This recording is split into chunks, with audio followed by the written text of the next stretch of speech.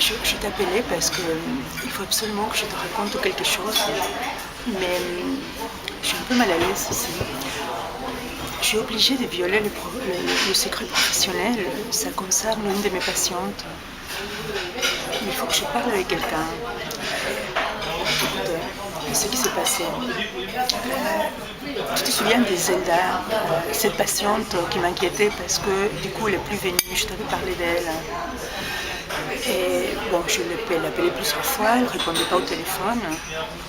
Et je me demandais toujours qu'est-ce qui lui arrivait. Et l'autre jour, je promenais mon chien dans la rue.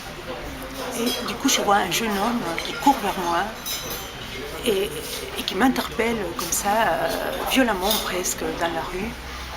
Et alors je lui demande qu'est-ce qu'il veut. Et il me dit que c'est Louis, le frère de Zelda. Zelda m'avait parlé, mais très vaguement, de son frère. Alors il avait l'air un peu bizarre, hein, mais quand même il me dit qu'il me cherchait. Et il me montre une liste que Zelda a laissée en disant que il voudrait que son frère contacte tous les gens sur cette liste parce qu'il pense se suicider. Voilà. Alors son frère, je comprends, il est désespéré, il essaie de trouver les gens qui sont sur la liste.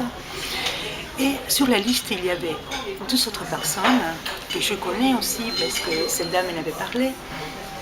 Donc il y avait un tel Dan, je sais que c'est un psychopathe dangereux, et aussi Bob.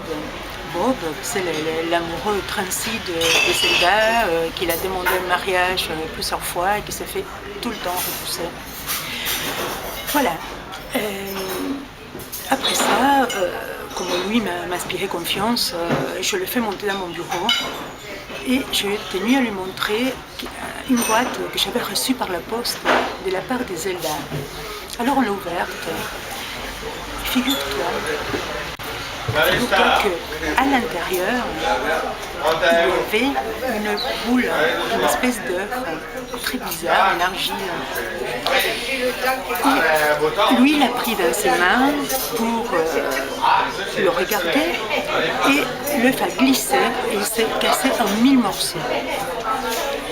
Et c'est ça que je voulais te montrer, en fait. Regarde ce qu'il y avait dedans. Regarde.